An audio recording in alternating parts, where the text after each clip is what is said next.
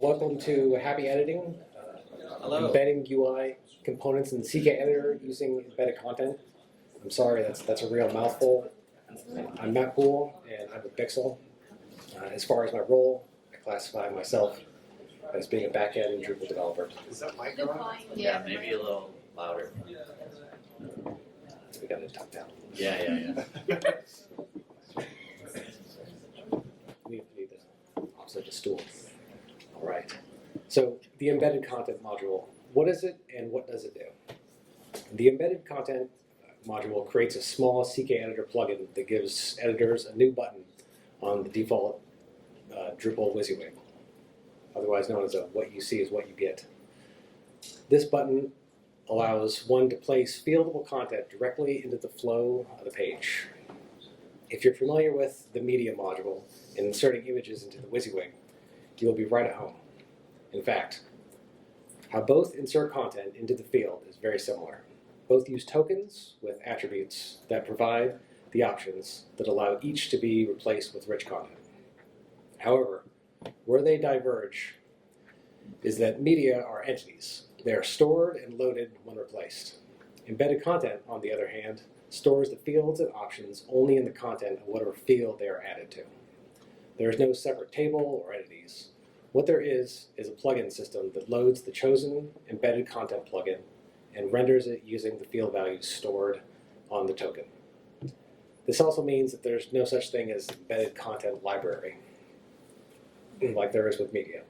You cannot reuse instances that you created on other pieces of content on any other. In this way, they are more like the idea of the paragraphs module. These are one-off, non-reusable content. However, this does not mean that you can't display reusable content, like the sky is the limit to what you can render with them. In fact, if it can be put into a render array, then it can be put into the plugin. You also have the option to create a form for each plugin using the form API.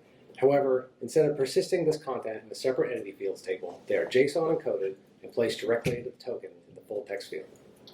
Given this, you could create a plugin that loads every block on the site, tosses the labels into a dropdown, lets the editor choose which to display. Or you can have a plugin with no form fields that loads only one specific block. You can even place an autocomplete reference field in the form that allows editors to display any node on the site. I hope that's a good overview of what this module does and how it's used. Now I'll go a little more in depth on the configuration and usage of the module. If you notice, this is from the module page. There are many steps to go through, so I'll try to go through that now. When it's enabled, it will do absolutely nothing. There are a few steps that you must do that are also listed on the module page that we'll go over right now. The first is this module works with CKEditor only, and the only way to use it is to use a formatted text long field. It does not work with text formatted field.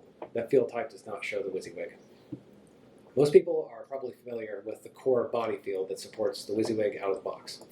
And that's where if that's where you'd like editors to add embedded content, then there's no reason to add a new field.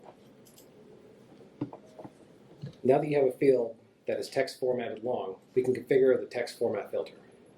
If you go to admin config content formats and ensure you have a text format that uses CKEditor as the text editor. Scroll down to the enable filters and find embedded content, then ensure it's checked. Beware though, this list of filters could be pretty long, so you might take a while to find it in here. Finally, drag the new toolbar button to the active toolbar and save it up. So now we can add or edit a piece of content that has a text formatted field. In this case, this is just the core body field that I mentioned earlier. Note the same icon that we added to our text format in the previous step. We are finally ready to get going. Or not. The button is apparently not ready to let us embed content. The message hints that configuration is not quite done yet because we have no implementations of the embedded content plugin to choose from. However, it points us in the direction of the example module. The example module does not come with the base module. It's a separate package. Step 5 of the initial installation steps on the module page will help you get to that module if you need to. Now that the example module is installed and enabled, we are finally greeted with a list of plugins that you can choose to embed. The example embeds are great at showing the different complexities that can be had when creating embed content plugins. The first I'll show is the footnote plugin. The footnote plugin has no form shown, so there is no way for editors to customize the display. Examples of plugins that might have no form are branding or maybe a contact us block, something that requires zero configuration. On the left, we see what the editor sees when the embed button is clicked. The embedded content is placed directly into the field with a dotted line around it. It also shows a preview of what will be displayed. In this case, some footnote. It's hard-coded into the plugin code. And finally, on the right is what it would look like for end users visiting or those visiting the site. So this is where the real fun starts. Now that we have seen what editors and the public will see from an embedded content plugin, let's view the code a Drupal developer will see. And in this case, of this module, it must be a custom code with a custom module, no site building GUI interface here. This is a great, simple example to show how to implement your own embedded content plugin. The annotations that start with embedded content at the top are vital. This lets embedded content know that you're embedding or implementing a plugin instance. The ID should be unique.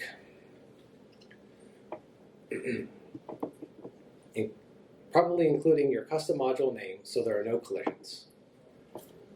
The label right here is the item the editors will see in the dropdown when they're choosing what plugin they want to embed. Like any other plugin, it must be placed in a specific directory. In this case, in the source plugin embedded content directory. The build method just returns a render array, so anything is possible here. This is a very simple hard-coded one, so there's not much going on. The interesting thing to see, however, is the isInline method. This method works directly with CKEditor to let it know that what you are going to be rendering is an inline level element as opposed to a block level element. That is really handy for this particular plugin. It just puts text inside a superscript element, which I would expect not to break to a new line. There is no default value for this. The build and isInline methods are abstract methods from the embedded content plugin base, and they must be implemented or your plugin will break. I really love the progression of the demo plugins. The example modules provides. Don't sleep on them when you start developing your plugins. They make an excellent starting point to show how the features of the module work. The next one after counter that we'll look at is the CTA plugin. You'll notice that the CTA plugin has form fields that allow the field to be configured by editors. In this case, just URL and a text field. On the left is what the editor will see after embedding.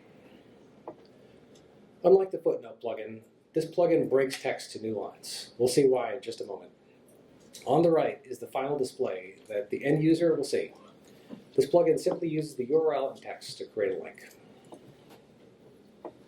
The plugin code is interesting and introduces how the forms are integrated into both editing and display of the plugin. We have two new methods. The build configuration form on the right method is what builds out the form elements used to configure the plugin instance by the editor.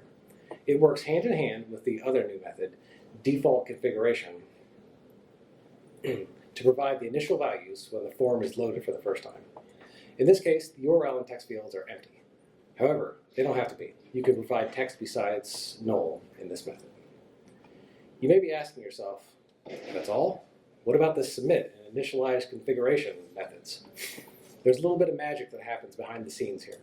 This is because the plugin has a common submit function that massages the submission data on save and loads it into the configuration property that you see right here. This saves a lot of time with the normal boilerplate code you would need to write if this was a normal form. The last thing I'll point out is that this plugin displays the content a little more sophisticated than the footnote. The plugin uses a theme function to output the content. Using theme functions for the display is great for a couple of reasons. First, the display logic is abstracted away and makes the plugin less verbose. And second, theme functions are great because they are inherently overridable. If you shared your plugin with someone else, they would have no problem pre-processing or overriding the twig template that handles the display. The next example plugin is called Counter. It has one new piece of functionality that is worth discussing. It allows editors to enter an integer and will replace the number with the next number every second on display. On the left is what the editor sees, and on the right is the public-facing view. To note here is the lack of styling on the editor view that the end user sees. In the top left is the only new functionality that the developer sees. The get attachments method allows one to attach a library that has CSS and JavaScript to the page. In this case, it has CSS that makes the text larger and bold. I put what the editor sees again on the middle top. This is a screenshot of the WYSIWYG. Note that the styling that the end user sees is not applied. This is not an artifact of how the library is attached. This is a module, not a theme, that is not active on the admin page. Even if you attach the library in a twig template or a build property of the render array, the library will still not apply to the edit page. This means that your entity embed will not be themed, so it might look very strange to editors. Those with eagle eyes might have seen that the CTA plugin has some theming applied to it, and the editor could see that in the WYSIWYG. That plugin's template had inline CSS directly on it. If you don't want to do inline CSS, then Drupal can come to the rescue in a very strange way. There's a built-in special way to load CSS files into your admin theme for WYSIWYG fields. This is the CKEditor 5 style sheets property in your custom themes info file. Be careful when adding these CSS files, though, because they apply to the entire page, so they can do strange things to your admin theme. If you're worried about this, then you can add the CK class as a way to keep your styling in its own lane. Now that the CKEditor 5 style sheets are in place, what the editor and the end user see is now much more similar. The last few plugins have been pretty straightforward, but the next demonstrates an issue you might run into. What if you want to allow editors to add multiple of an item? This could be something like table rows, related content, or in the case of this plugin, a list of items. When editing fields to a fieldable entity, like nodes or paragraphs, this is simple. All you do is set the allowed number of values option when creating your field, and you get a great interface to allow adding multiple items and also removing individual items. But using just the plain old form API, there is not a drop-in replacement. What we're looking at now is the styled list element, and creating a list only really makes sense if you can add multiple items to the list. So how does the plugin do it? I won't show you the entire code because it's so verbose, but it basically recreates the same functionality that you get for free when working with fieldable entities. Doing so is an option, but I could not imagine doing this repeatedly if I had multiple plugins to write. As you can see in the code, it places remove item buttons in each item and a single add new item to the bottom. And then it updates the form state using AJAX callbacks. Another option I found was the multi-value form element module. This is another module that only helps if you are willing to write your own code. In the end, it gives your editors a similar interface as what the styled list form had to implement manually, with less boilerplate. It provides a form API element type that gives you the add another item paradigm out of the box. I've added a custom module that implements an embedded content plugin called do-don't table. It uses the multi-value form element provided by this new module. Comparing this to the styled list plugin from the demo module might give you a good idea which way you may want to go. If you look at the repository that I linked to at the end, it will be in the DGC 25 custom module. The main difference is that instead of looping and creating new form elements with incremented deltas, you create one element of type multi-value, then just nest any number of form elements that you want underneath it. In this case, we have the do and the don't fields. You also set the default value only on the multi-value type element as opposed to each element of the styled list. Here you can see the configuration being set just right here, and it sets it for these as well. Multi-value also has some cool options that you can implement. The first is the add more label option, which can be seen right here. In my case, I had table rows, so add row made more sense than the default add another item. Next is the cardinality option, which controls how many items can be added. I chose the default unlimited, but you can set any integer you want that makes more sense to limit the number of items to a specific count. And here's what an editor will see.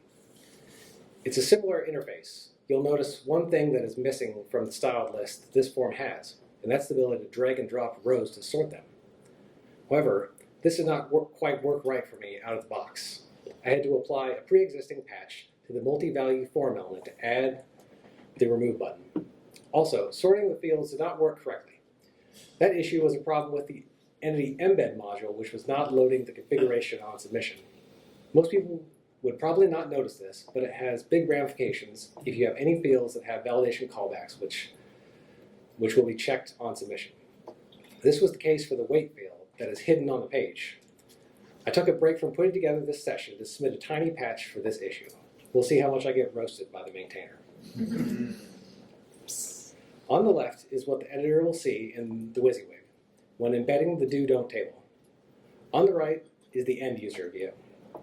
Overall, it may take a little extra work to implement a plugin that allows for an arbitrary number of items in it, but doing so can make very useful output. I've mentioned before how the form values are encoded as JSON in the rich text field as tokens and then replaced with their values on display. But I figure a picture is worth 1,000 words. If you'd like to see what your entity embeds look like, you're either going to need to look in the database or enable the source button in CKEditor. For simplicity's sake, we'll just turn on the source button. Head back into the configuration for your text format and drag the source button into the active toolbar and save. Now navigate back to a piece of content that has embedded content in it. What we're looking at here is an example content I've been working with after I hit the source button in the WYSIWYG. Yikes, this is reminiscent of the Matrix. However, I've highlighted the important parts of the last embedded content plugin we worked with, the do-don't table. The first highlighting is the starting tag. That's how embedded content knows to do the replacement. It sees a starting and a closing tag of this. The next is the data plugin config. You may be able to recognize some of the text that we entered earlier, but there's a bunch of gibberish. The gibberish is because it's both JSON encoded and HTML entity encoded. That's why we're seeing ampersand quote instead of just double quotes. This is, of course, the values that are saved and loaded by the embedded content. They're just slightly obfuscated for now. The next attribute is the data plugin ID. This is how embedded content knows which plugin to load. Oh, slow down.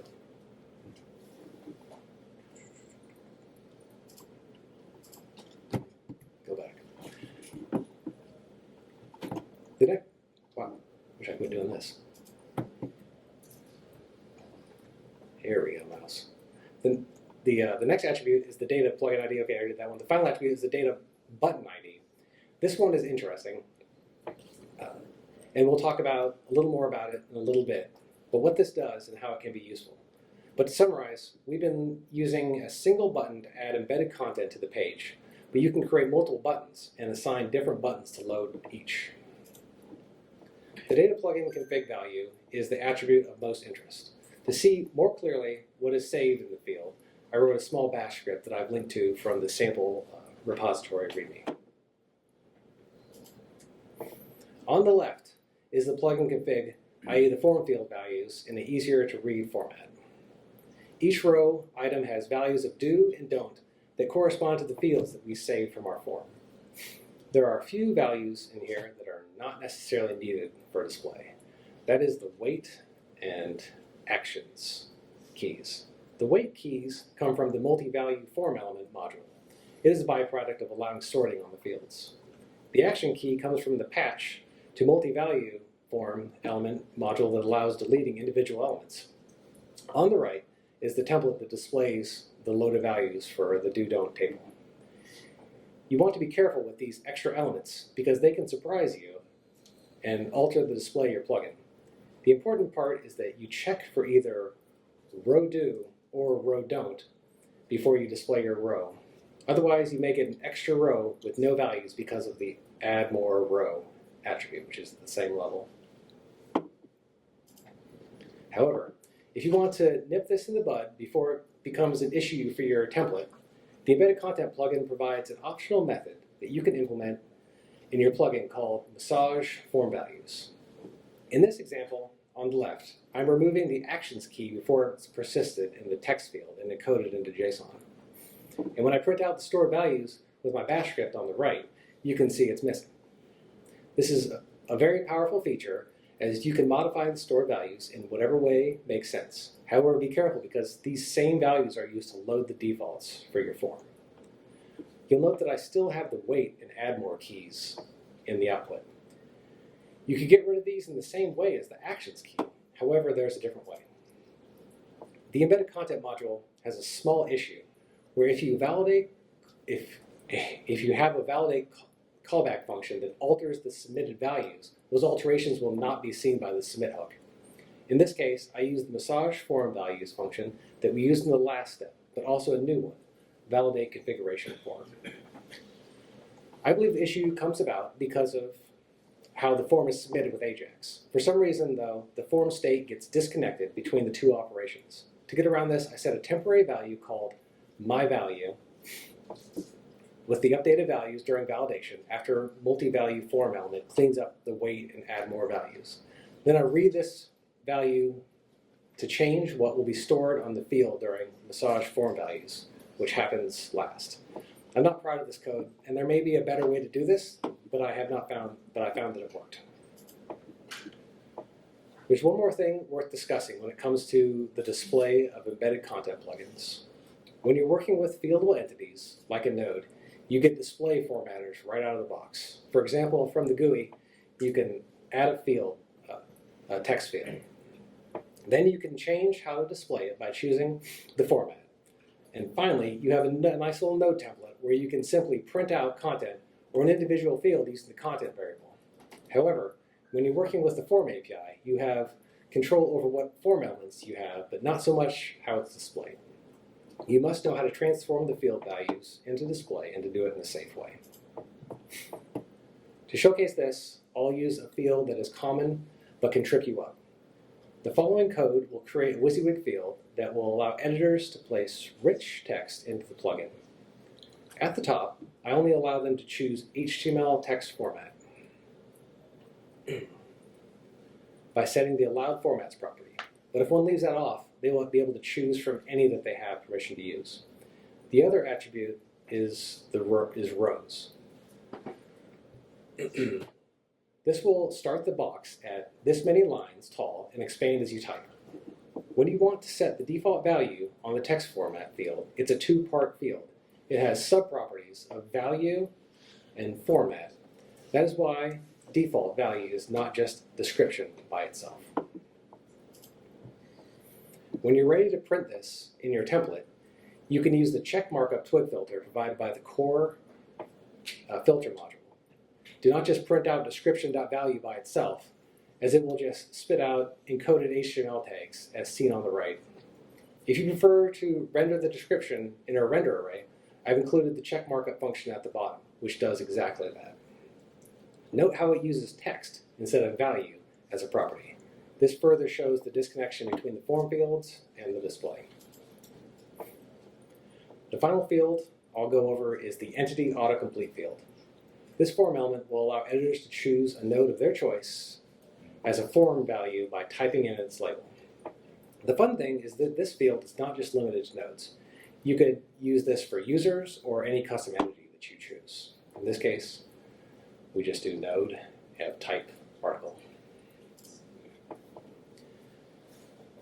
Instead of adding this new value as a theme argument, I've added it as another element in the render array, so it will just be appended to the do-don't table.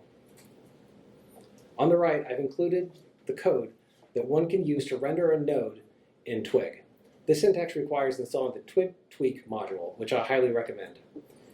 If you were to use this method, there would be no need to load the node in View Builder as done on the left. One just needs the node ID, which is exactly what's stored in configuration. On the left is what the editor will see in autocomplete text widget. And next, you can see the teaser view of the node with title, reference node, added below the do-don't table. Let's take one more minute to look at the description text field we added to the do-don't plugin. To get to this state, we click the embedded content button, the original WYSIWYG, on an article. Now this form we're working with has another WYSIWYG, and it has an embedded content button as well. What happens if you hit the button again? I.e., what happens if you open a modal in a modal? The answer is nothing good.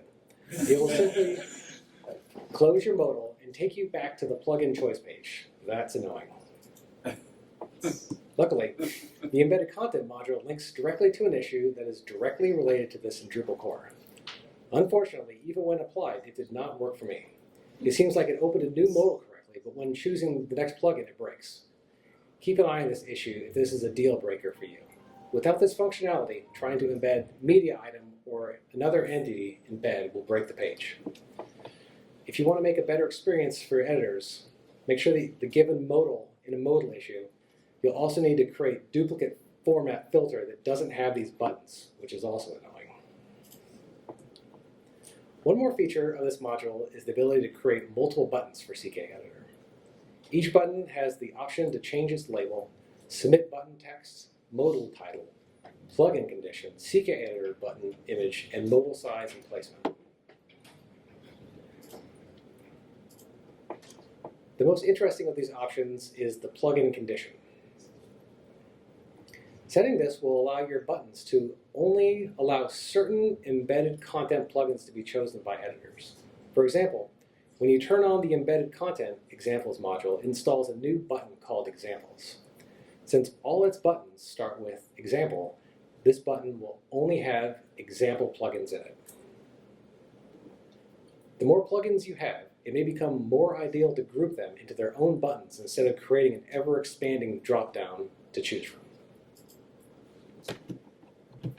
Another interesting use of this is that if you create multiple text formats, you could have fields that only allow HTML to show all the embedded content plugins, and another field only allows example embedded content plugins. Or since text formats can be assigned to specific roles, you could give certain privileged entity embeds to only a subset of users. You want to be careful of going the permission route and only allowing a single text format. You can get into situations where there is a field that the user can't edit because there is no text format they can use. My final tip is how to fix a possible bug. An upgrade to CKEditor changed some code that this module relies on for editing embedded content. If you don't have a pencil icon that allows your editors to modify this embedded content, I would apply this patch.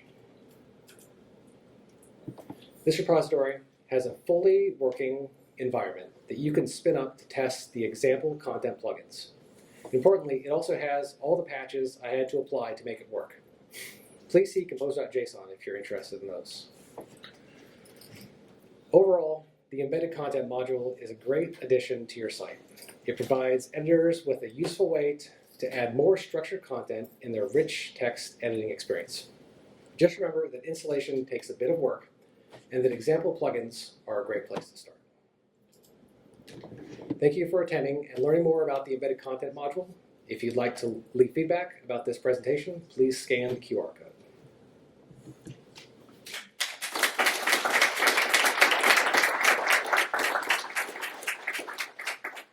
I think we have few minutes for questions if anybody has anything for me.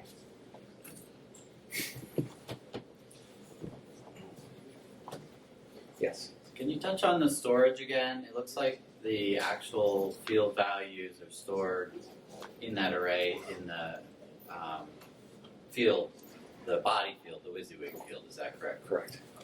Yeah. So whenever you save the form, it basically just looks at all the form elements, all the keys, and it stores it to a similarly nested array that kind of mirrors what the form was, and then it just JSON encodes that, and then HTML encodes that, and tosses that into that one attribute.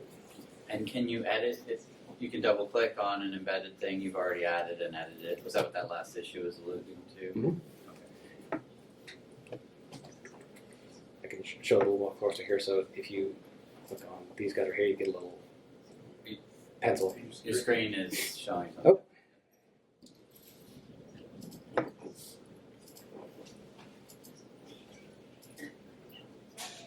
Can you guys see my screen now? Yes. Yeah. Yes, excellent. Sorry.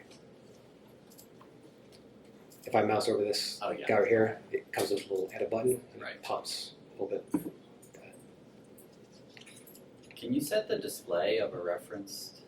Like if you want teaser or something special, card or... Absolutely. Okay. So if we go back to my reference field that I had, I don't think I have one on here right now. You could do the empty autocomplete, they could choose it, and then you could have a drop down, and in that drop down you could just retrieve all the display notes for whatever entity type you had, toss that in there, or only give a specific subset if you wanted to display those. Yeah. When you first bring up the user, like the drop down for what you want to insert, is it possible to have that display as like buttons with icons, kind of like paragraphs embeds does? Like if you go to embed a new thing, Yes. instead of a drop down here, could you have buttons with like nice previews or icons? I've never tried that, but I can only assume that you could fiddle with this right here and Yeah. modify this form and change it to whatever you want, but you just have to change the corresponding whatever the on click Form is altered or Mhm. something. to make that happen. Okay. But I haven't looked into that code to see what it does. Yeah, behind the scenes, it's pretty wild what it does. It actually just uses a bunch of AJAX callbacks to populate all that stuff. So it's pretty complex code under the hood that I haven't Okay. delved a whole lot into.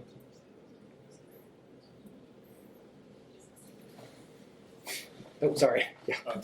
I had the previous in CKEditor, I guess it was called CKEditor 5 HTML embed code, Nice. working with media in the modal situation. Oh yeah, the modal and modal. Yeah. Now, of course, I updated to the latest and it's broken, but I also noticed that your media usage, it doesn't show up in media usage when you have a media item in there because it's encapsulated in that, JSON code or whatever. So Absolutely. I kind of created a hacking method of like saving it to another field of Oh, the boy. different values, a hidden field, and like, and then it shows up. Sure. But, I guess. Yeah, this field is not perfect. You can see by with this module, like you can see by the number of patches that I had to apply and take from places, but it's so useful in the things that it does. I thought it was worth it to Yeah. showcase what it can do. Anyways. Yes. Yeah, I was going to say, so from a front-end perspective, in the editor experience, it seems very similar to like the paragraph embed module, and I was wondering if you had considered that, like, if there's a reason to pick one over the other, if this gives you something that maybe that one doesn't. I haven't used the paragraph embed. I don't think so. I'm not entirely sure what its features are, but yes. I could say that there's an advantage in this way in that it doesn't create another entity, because with paragraphs you're creating a whole other entity that basically lives outside of this content, and now you could have orphaned paragraphs. It's hard to manage them, to track them down. Sure. And the thing that I didn't get into, because this thing is not an entity of its own, and when you do have entities and you make changes to fields, you can write database queries that go back into those entities and alter fields with some really sweet update hooks. But for this, if you want to do something similar, you have to start parsing through the body of your content and take JSON and decode it and switch the values. So it can get pretty hairy if you want to alter one of the fields after it's already done.